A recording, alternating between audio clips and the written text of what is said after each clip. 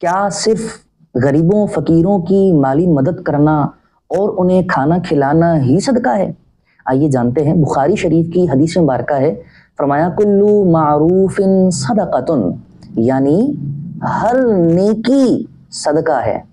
میرے نبی پاک علیہ الصلوۃ والسلام نے کلیئر فرما دیا، صاف فرما دیا کہ بندہ مومن جو بھی نیکی کا کام کرے گا، وہ کوئی اچھی بات کرے گا، وہ کوئی اچھا کام کرے گا، اللہ رب العزت کی طرف سے اس شخص کو ویسے ہی صدقے کا ثواب ملے گا جیسے وہ مالی صدقہ کرتا ہے۔ تو ہمیں صاف پتہ چل گیا کہ اگر ہم کسی سے اچھے انداز سے گفتگو کرتے ہیں، ہنس کے مسکرا کے بات کرتے ہیں، حسن اخلاق سے پیش آتے ہیں، اگر ہم کوئی چھوٹا موٹا ایسا فعل کر دیتے ہیں، مثال کے طور پر راستے سے ہم نے کانٹا ہٹا دیا، پتھر سائڈ پر کر دیا، تو یہ چیزیں بھی حدیث کے فرمان کے مطابق صدقہ کہی گئی ہیں۔ یہاں تک کہ حدیث میں تو فرمایا گیا کہ بندہ مومن جو اپنے اہل و عیال کے لیے خرچ کرتا ہے وہ بھی صدقے میں شمار کیا جاتا ہے۔